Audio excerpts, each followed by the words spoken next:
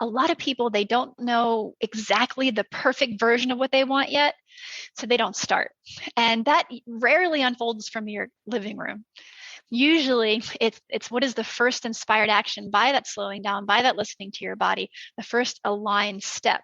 Then out in the arena, it unfolds. So much easier to get out there, try something, and using your aligned intuition.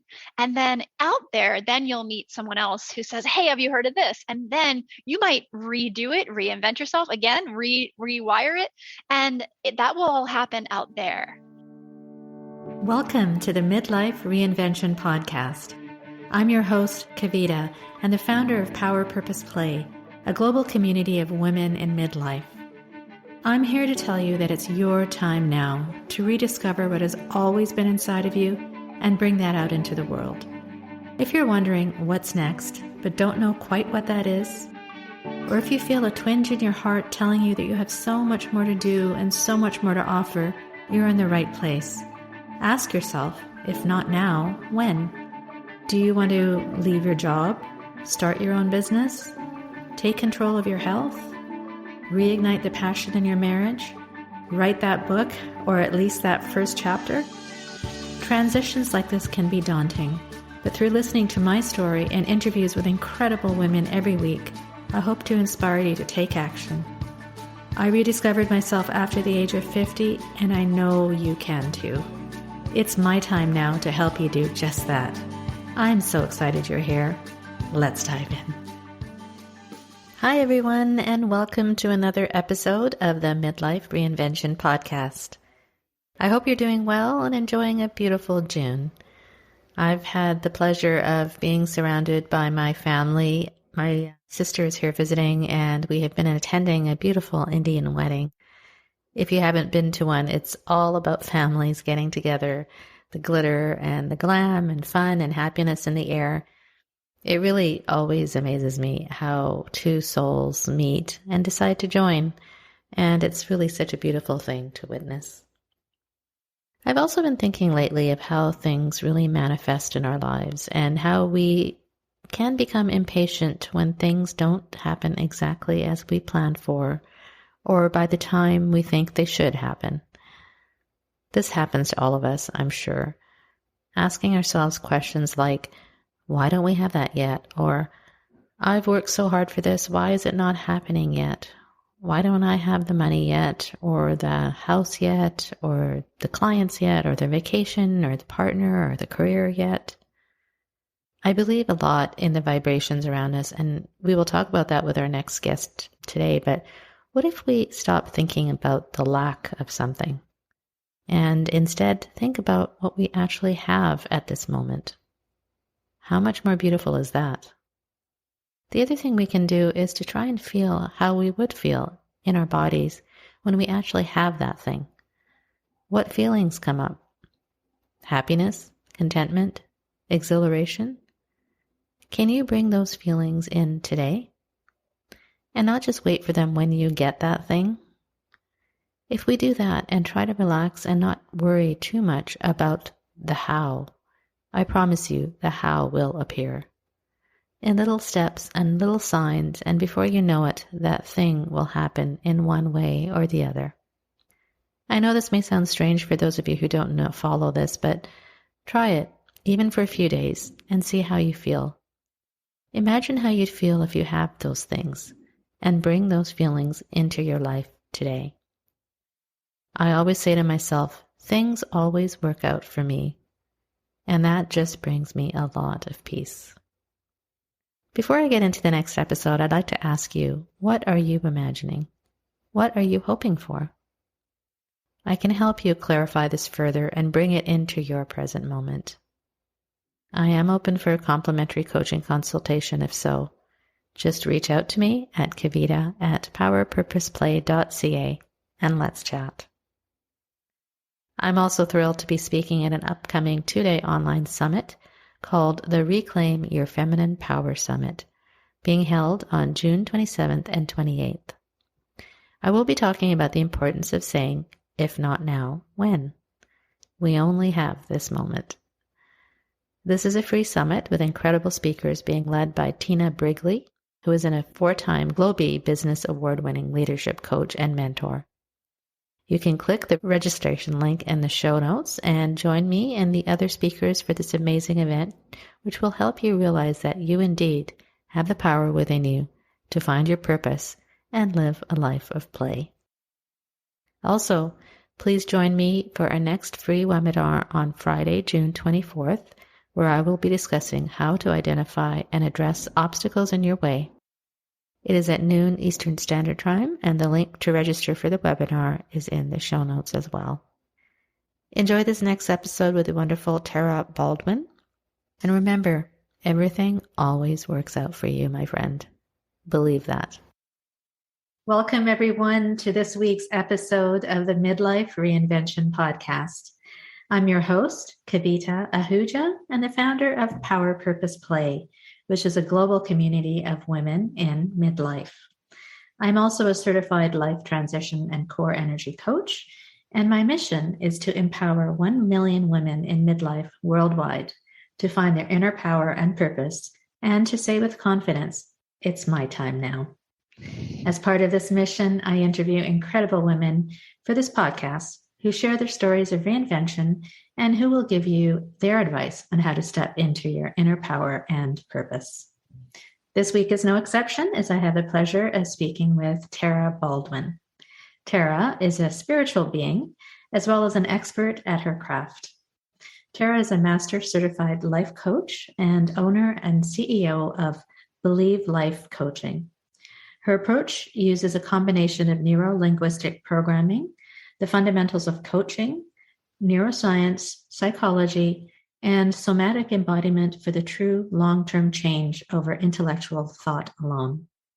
She has worked for and trained alongside industry icons for over 15 years and served as a top coach under Tony Robbins, studied neuroscience and the meditation effects on healing under Dr. Joe Dispenza, worked under Brian Tracy, and studied under Cloe Madanes, recognized as a master therapist.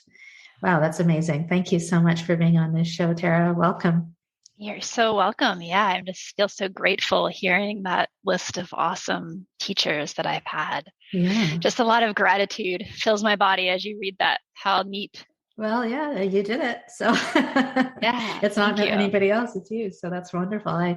And just along those notes, you have trained with some of the greats in the industry, right? And yeah. I understand you had a very busy coaching practice, which when we first met, you mentioned that something had happened, which made you kind of decide to switch gears a little bit. And can you tell us all about what happened? And I guess in the vein of this podcast, how you reinvented yourself? Yeah, I've been super lucky, as you said. And one of the places you're talking about is when I was working with Tony Robbins, and nothing but gratitude for springboarding my career. But at that time, I had, probably 97 clients, which is a lot. It's way too many for me, maybe not for someone else.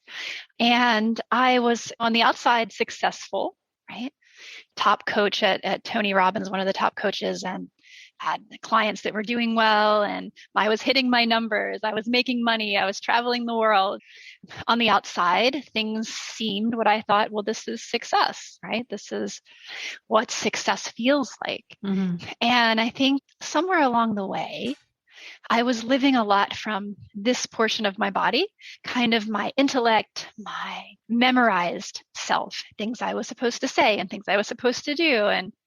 And that worked for a while, but I was missing out on the whole rest of my body down here, and my intuition and listening to cues in my body. Mm-hmm. And listening to what I really wanted, to what felt good and who felt good moment to moment. And I was kind of ignoring that and pushing that down and saying, well, just stay positive in my head and what I'm supposed to say. And yes. That's a life coach, right? And over time, those whispers became screams, and my body started to revolt. Mm-hmm. And I, became ill. I had a chronic esophageal condition, which luckily is doing much better now. But at that time, it was intense, and my body wouldn't let me continue in this way. and it wanted me to start listening and bring it with me throughout the day. And so I made some big changes, and I left Tony Robbins and went off on my own. And I was able to kind of reinvent the way that I coached and the way that I trained my students in coaching. But I had to start with myself because I can't train something unless I go through that reinvention myself. So I really had to slow down and get back in touch with my body. And that's kind of where I found somatic work and this whole concept that I've added to our coaching and our certification. And this whole process for me, it brought me to another level of myself. And it released some stuck old stuff I had in there that I didn't even know was in there. I thought, well, yeah, I've been through trauma. Everybody's been through trauma. I'm fine. And I wasn't. There was more stuck stuff in there I really had to move through and release energetically, as well as retrain my nervous system out of that hyper environment. It was kind of stuck in overdrive, and really learn to retrain it back to something that felt more authentic for my spirit. Yeah. Well, thanks for sharing that. What you just described is actually probably not to the extent that you went through, because, 97 clients. Wow. Holy. Under Tony Robbins. I mean, but I'd like to kind of hone in on what you said about from outside, it seems successful. You seem successful. And that's what we all a lot of us fall into the trap. And I had the same thing. I had the same trap, but everything seemed fine from the outside.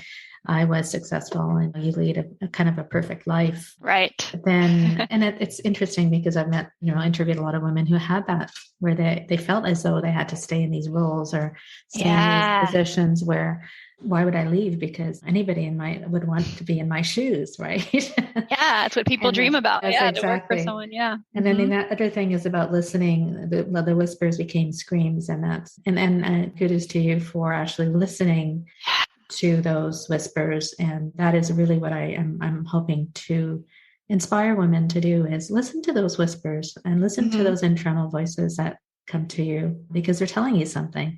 Yeah. And the longer you ignore them, then things like what you said, it'll manifest in maybe physical ailment or some triggers, which will eventually make the move. But let's try and make the move a little bit earlier. Yeah, disease, right? Disease in the body turns into disease. Yeah. Exactly. Yeah. So that's wonderful. So tell me a little bit about what you touched upon, somatic coaching. Yeah. And tell us what that is and how does it actually benefit individuals?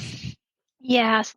The way I like to explain it is I still coach regular coaching, but I add something with it. And what I mean by that in the somatic tool set is really bringing your body with you. So a really easy example of like the whole concept of embodying the intellectual information. So you're not just thinking it, but you're actually feeling it as well. Mm-hmm. So if I said an affirmation, which most people are familiar with affirmations, it's like a positive sentence towards something you want more of. And so for me, if I said, I am peace, I'm peace, I'm peace. By the way, did you know that I'm peace? That's kind of coming from up here. And instead, if I slow down and I really focus a little more on my body and I breathe, I begin to feel peace in my body. Then I say, I am peace. I am peace. It's a very different experience to feel, and you get very different results. Notice even my voice is slower now. Yes. Just from slowing down. And in that slowing down, you're able to listen to those whispers and actually hear your body. And so in the somatic coaching and somatic work in general is very much about using your body as a tool to unblock, let go of things that are in the way of your goals in a way that rewires the nervous system. So some examples might be our survival brain, our brain that kind of kept us safe at times for some of us who have been through trauma, or just in life when things that were challenging came up. The survival brain helped us, and it was really, at times helpful. Mm-hmm. But sometimes now when things are peaceful and we're not being chased by a bear, We no longer need the survival brain right on top of us, constantly reacting to things versus creating. And sometimes that survival brain will say things like, things are too good. The other shoe is going to drop. We're just waiting. This relationship is too good. Something's going to happen, right? He's going to leave me, or I don't know about this person. Their ears look a little funny. Maybe should I trust them, right? And we have these responses to that fear, and sometimes they're broken down into three. One is fighting and being defensive or argumentative. One is fleeing, running away when things get tough.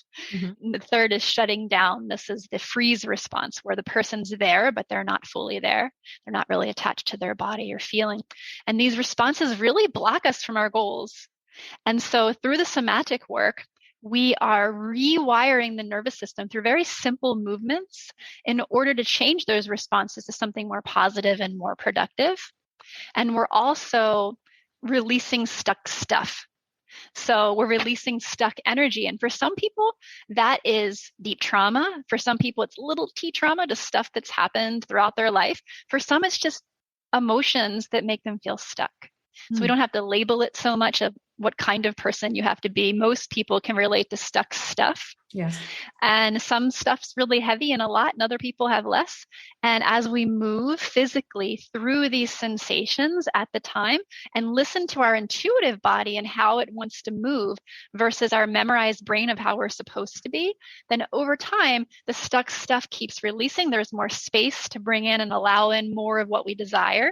And our reactions and responses to triggers, we're practicing before the trigger. So maybe in the middle of this interview, I don't run away and get in my car and flee. So I have another tool. Okay. No, I don't feel that at all. But as a funny example, that instead I might be able to move my body in such a way that relaxes me, or breathe in such a way and connect to my body in such a way that I have a different response. And that's going to lead to very different outcomes in our work and our relationships and whatever it is we want to bring in. Really interesting. Really interesting. I love the fact that what came to me was that we're constantly reacting. Yeah. And something happens, react to it, and then the next thing happens, react to it, and we don't sit and think or just be.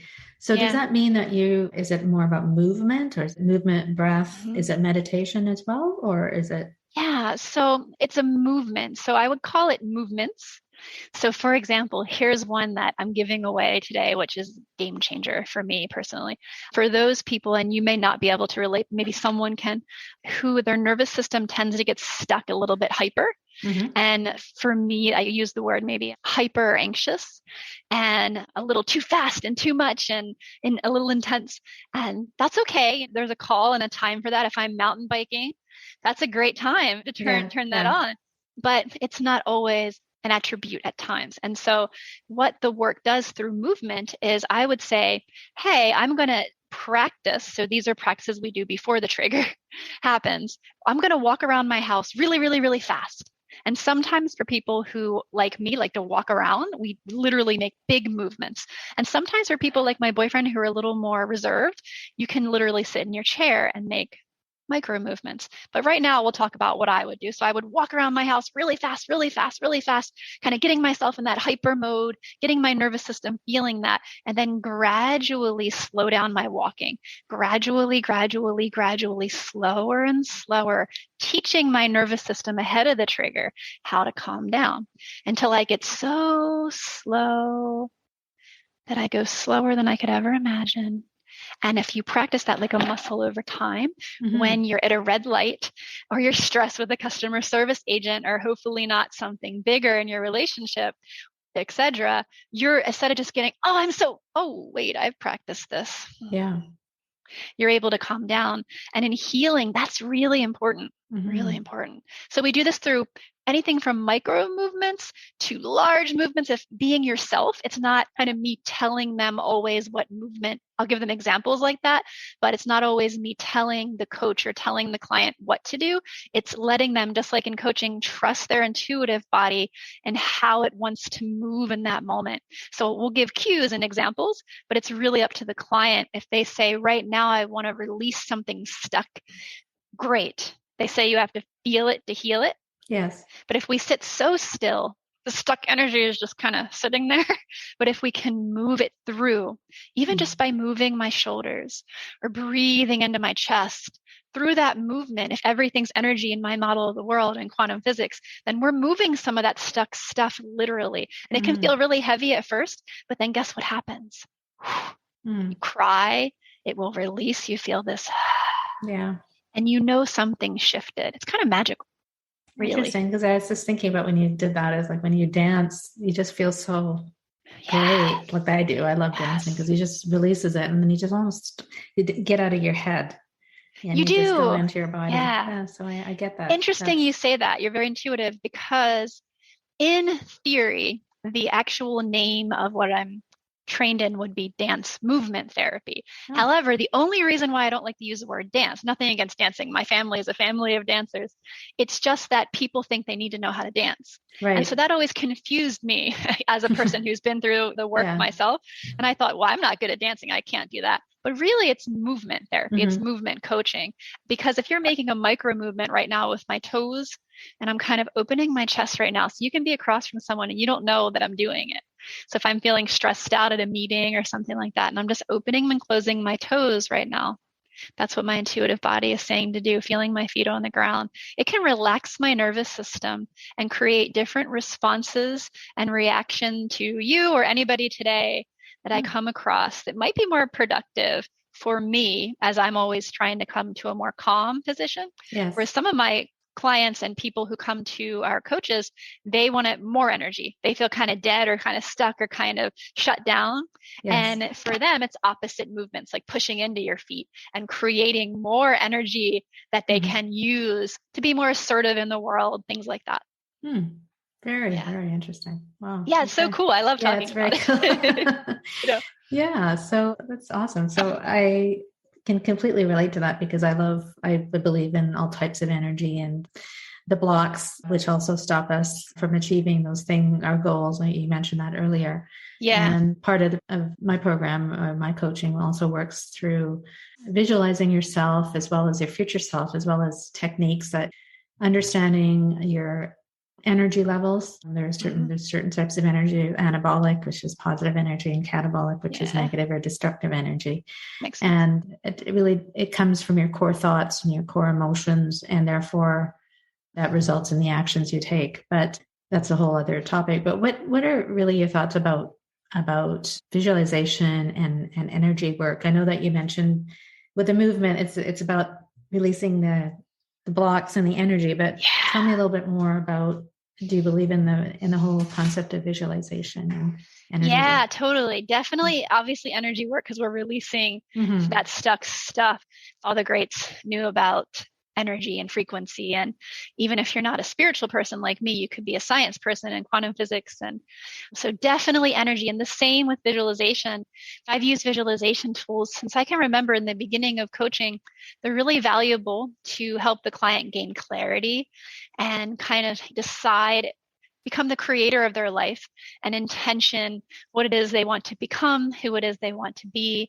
So I use visualization often. And the only difference, I think, between somatic visualization and regular visualization is that I'm allowing the client, when I'm coaching or when I'm teaching the coaches, to really be in their body and feel as if they're that person. And so in doing so, if that person was like visualizing in their mind with their eyes closed, and they said, okay, I want to be someone who feels worthy to receive love and abundance. That's awesome. That's great clarity and can be really helpful. And then we'll say, great, can we walk like someone who's already worthy? So we'll use their body and movement to really walk as if they're already worthy. And over time, that muscle builds like working out. So they no longer are just practicing it in the daily practices, but they're actually becoming it over time. And if you're walking around as worthy, then that visualization really worked, because so you're still visualizing in your mind's eye. You're still intentioning like a regular visualization, but then we just have them move around a little bit so they can also feel and see. So they're using their visual, and they're also using they can listen for sounds if they want, but they're also using their kinesthetic body as well. So I just find it to be like a well-rounded, but I definitely use it. And I can't say enough about energy work, visualization. We're on the same page there for sure. Yes. Yeah. With the visualization that I like to do is also kind of visualizing yourself in the environment that you want to be in, let's say 20 years from now, and actually feeling it, smelling it, experiencing it, not just thinking about it. So I think it's similar to what you're saying.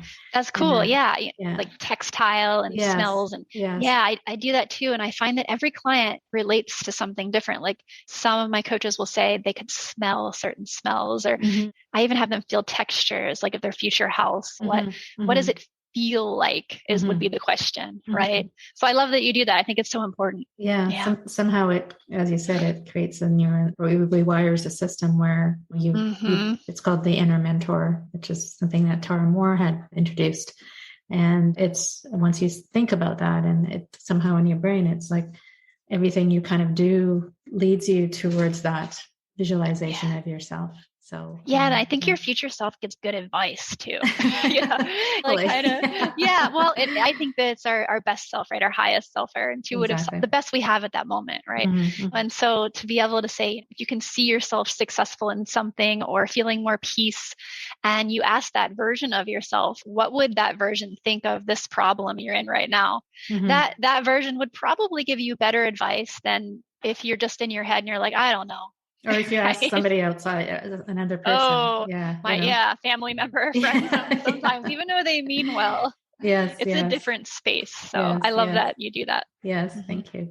So one of the things we do in this podcast that I often ask my guests is like how, especially with women who are kind of experiencing transitions in life, whether it's they're going through menopause or in midlife, their children, maybe they're leaving, they're empty nesters, or their career is changing, and they're, like you said, you listened to that and you changed your career. But how would you advise women to really come into their own power and really find their purpose and to align with what they really are meant to do? Hi, my friend. Kavita here. Do you often feel blocked from moving forward? We all feel that way at times. These are referred to as energy blocks. I've created a short, actionable PDF guide to help you release your negative energy blocks. Click the link in the description to download it now for free. Now, let's get back to the episode. Yeah, I'll just tell you what I did and what I see work for a lot of people, but it's unique to that person. But I think we're talking about somatic, bringing your body with you. Yes. I think it's a beautiful compass to really guide, to really get out of your head, slow down, turn off the devices sometimes and the news. If you like nature, be in nature, sit with yourself, not just in meditation, but really listening to those intuitive, and meditation can be a tool for that too. I taught meditation, nothing against meditation.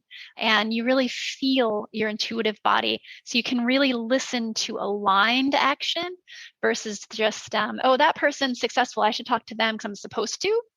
Instead, if you slow down enough to really listen to your body, it's a feeling out process of the next right step. So I definitely think bring your body with you. There has to be some form of letting go, which as a former control person having the t-shirt recovering, I need it. And still to this day very often I practice letting go and surrendering.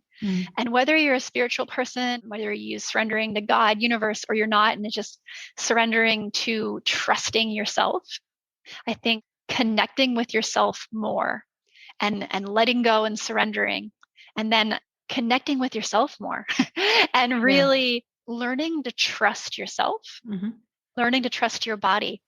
As a giver, we so often want to connect with others. My top need and on the needs test is connection. And I want to connect so much with others first. I'll answer that text. I'll help my brother. And instead, if we can return home to ourselves first, and we can connect with ourselves first, and we can learn to trust ourselves, then I think we can learn to trust the world and others so much better. So I think connecting with yourself, letting go, what else? Those are the ones that come to my heart first. Those are the ones that are coming through right now. Yeah. That's exactly what I envision, because I put play in power purpose play, and play to me means that just can be different meanings for different people. It just means staying in the moment, being in the present, and whatever allows you to connect with your inner self, right? Mm-hmm. I mean, we're talking Abraham Hicks here a little bit. Yeah. Abraham. Absolutely. Yes. I've listened to hours upon hours of Abraham. And so I love that. Find what feels good. Exactly. And then usually when your inner self when you can align with what your inner self is saying, then it will guide you into the, like you said, aligned action. So I completely believe that. And whether that is, and it's not a religious thing. It's whatever people want to make it. Yeah. Yeah. So I think more and more people are doing that, especially in the last 2 years. I don't know if you've seen that in your practice, but people are really starting to trying to figure out what is it that my inner being really wants? What is my true purpose? And for a lot of reasons, and that's probably why there's been this great resignation. People are reevaluating what they're doing for every day. Is it in line with my purpose? So so those are some great tools. Yeah. And you know what else? There's something that came up for me just now when you were speaking. It came through in the flow of the moment was, I think I always tell my coaches that we train, and just at so many thousands of hours of sessions, a lot of people, they don't know exactly the perfect version of what they want yet. So they don't start. And that rarely unfolds from your living room. Usually it's what is the first inspired action by that slowing down, by that listening to your body, the first aligned step. Then out in the arena, it unfolds. It's not like it unfolds and then you go do it. That is so much harder. For me, it's so much easier to get out there, try something, and using your aligned intuition. And then out there, then you'll meet someone else who says, hey, have you heard of this? And then you might redo it, reinvent yourself again, rewire it. And that will all happen out there. So I think that one last piece would probably be, take one step into the arena and it will unfold, versus you don't have to know. I tell my new students that come out as grads, they're like, I don't know exactly my niche yet. And I'm like, you don't have to. Head in a direction, do it for a couple 100 hours and see if you like it. And in that, you're going to find either you love it or something else comes up. We're always evolving and changing. So I think that you don't have to know exactly what it's going to look like before you start. Yes, absolutely. I completely believe in taking aligned action and taking the first step, and that leads well into my next question, which I believe when you do take that first step and then you fumble or you do the next step, that builds your confidence, right? And so what I suggest is, in order to build confidence, is to just do that, is to not think about it too much, just take the step that feels aligned. But how did you, for example, find the confidence to, for example, leave Tony Robbins and do what you're doing? And despite all the things that come in your head that, oh my goodness, is this the right move? Is this what I'm not qualified enough to do anything else? Or what all those things that come into our mind when we're trying to think about the next step. Yeah. I think that what we just talked about was really important, but also I think confidence can be trained, as far as I break it down into sections where the way you're holding your body, the way that what you're focused on, right? Your beliefs are within that, your beliefs about yourself and the world, all the way down to the way you talk to yourself in your own head, right? So I do think it can be trained, but for me, kind of to give you a more spirit-filled, heart-filled answer than like the some of the tools, is for me personally, I think if you're connected to your emotional why in your heart, in your spirit, then nothing will stop you. And so for me, I watched my dad. He was a great guy, but he literally died in his patterns. And he's like, oh, I wanted to move to Florida. Never did it because things stopped him from doing what he really wanted. And that inspires me to be that person in my family that breaks that generational trauma and generational negative patterns that have blocked my family from living out their lives fully and allowing in all that they want. Doesn't mean they didn't do great things and they aren't great people, but maybe there was just these patterns that kind of prevented them. So I experienced that younger in life. I lost relationships and different people, things that were very painful.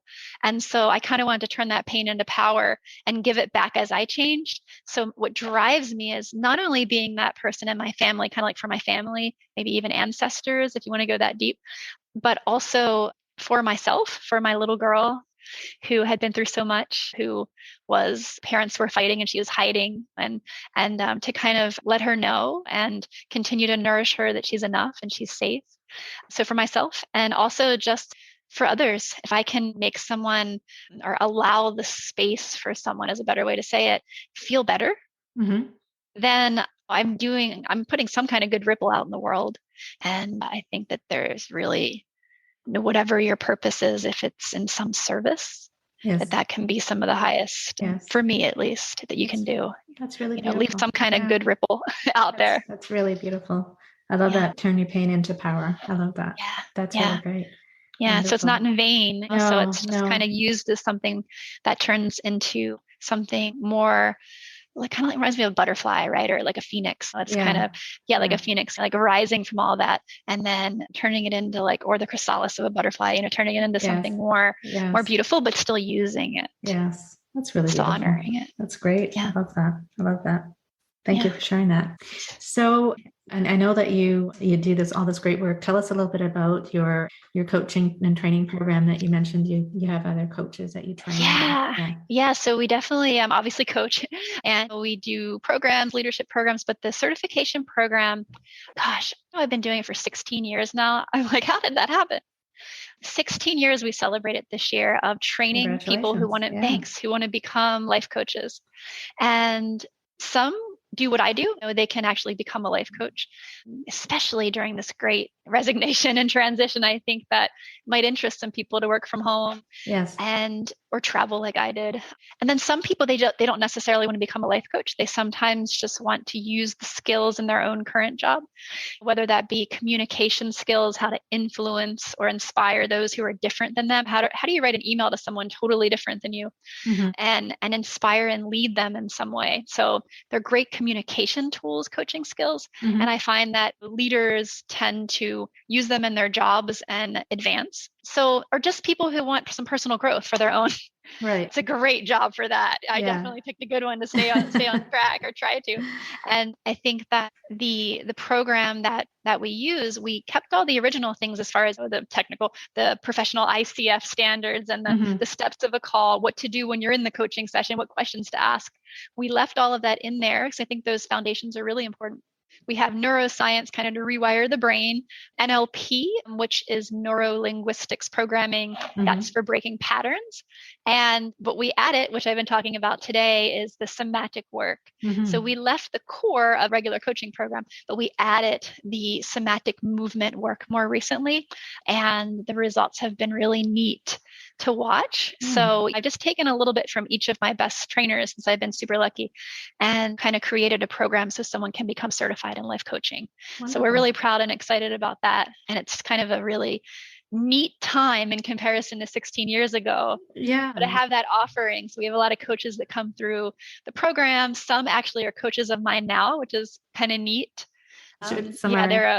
They came up and then now they actually coach for the company. So they're like my coaches. And okay, nice. Yeah, and they're amazing. And so it's kind of cool to watch where I started and then how it evolved. And so we try to always stay up on the latest, but also my latest as I evolve, I bring to the program.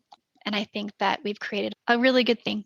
Yeah. That's great. Well, you're doing amazing work. And I think you're so right. Like compared to 16 years ago, I mean, I didn't really know what coaching was all about. And then now I maybe just because I am a coach now, but I think if I'm not mistaken, I think it's one of the fastest growing professions.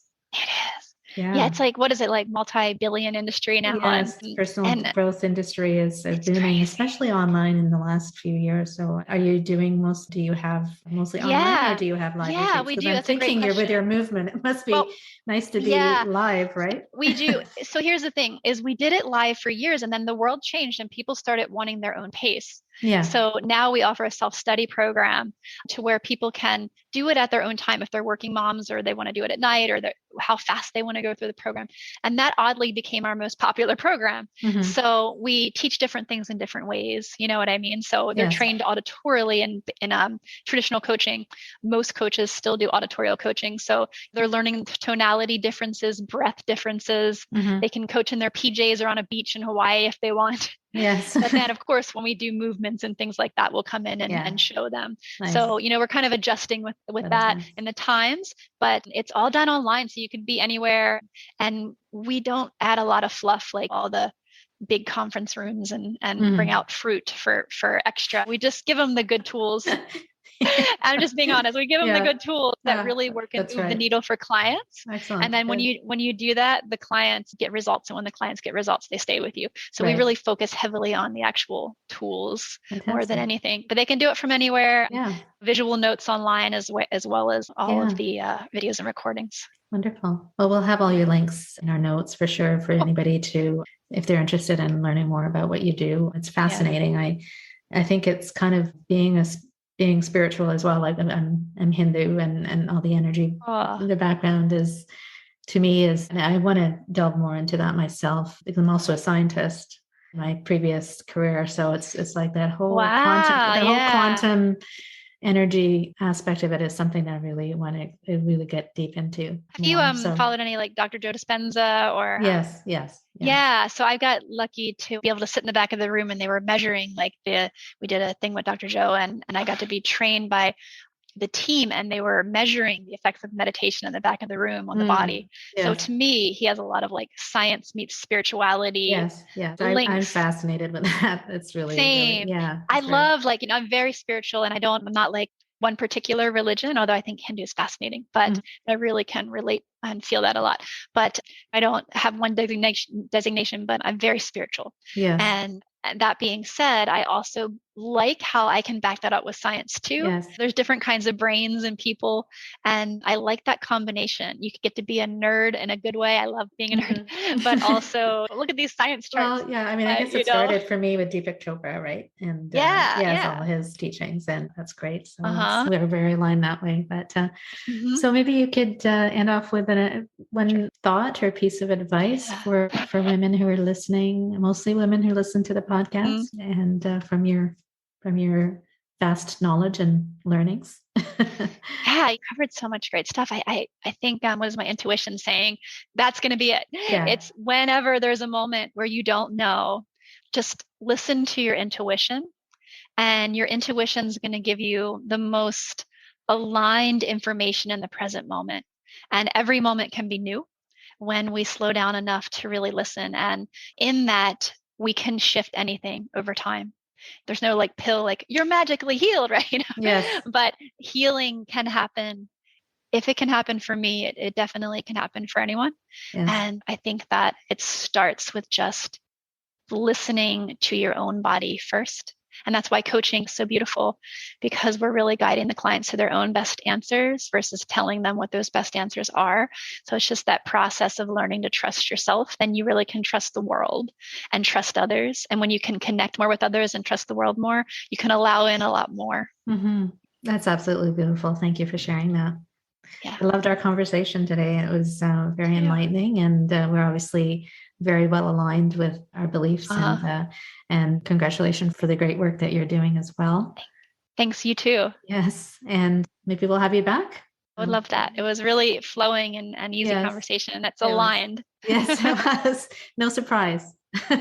Yeah. So I definitely believe through listening to our own intuitions, life's in more flow. That it's just so much easier than pushing and the old paradigm of pushing and control. Yes. It feels so much better. Feels better. That seems to be the theme for today. So thank you so much, Tara. I really appreciate Thank you. I appreciate it. Take care. Thank you. You too. I trust you enjoyed this episode with Tara Baldwin. I don't know about you, but I could feel her positive energy and her ability to listen intuitively to what her body and mind were telling her. Her teachings on especially somatic embodiment, or actually listening to your body and feeling what it says, versus intellectual thought alone, is very powerful. Here are her key takeaways. Number 1, the somatic toolset is really to listen to your body and embody the intellectual information it gives you. You're not just thinking it, you are feeling it. Number 2, by slowing down, we are able to listen to those whispers and actually hear your body. Use your body as a tool to unblock or let go of things that are in the way of your goals in a way that rewires the nervous system. Number 3, if we listen to our intuitive body and how it wants to move versus our memorized brain on how it is supposed to be, over time the stuck stuff keeps releasing and there is more space. Number 4, when visualizing, be in your body and feel as if you were there or the person you want to be. Feel and see it. Use your visual, audio, and kinesthetic systems. Number 5, if we could return home to ourselves first and learn to trust ourselves, then we can learn to trust the world and others so much better. Number 6, a lot of people don't know the perfect version of what they want yet, so they don't start. What is that first aligned step you can take? Then out in the arena, it will unfold. And number 7, whenever there is a moment that you don't know, just listen to your intuition, and your intuition will give you the most aligned information in the present moment. Every moment can be new when we slow down enough to really listen. In that, we can shift everything over time. Thank you for listening and being present here. I don't take it for granted, and I'm so appreciative of your support.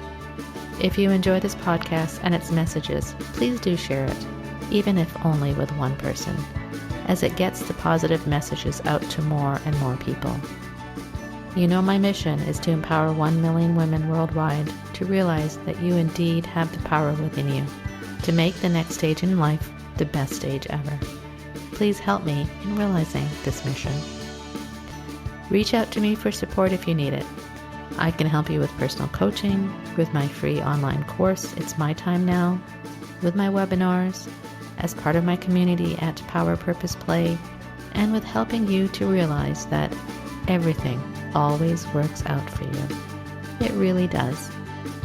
Enjoy a beautiful week, my friend, and stay well and stay safe.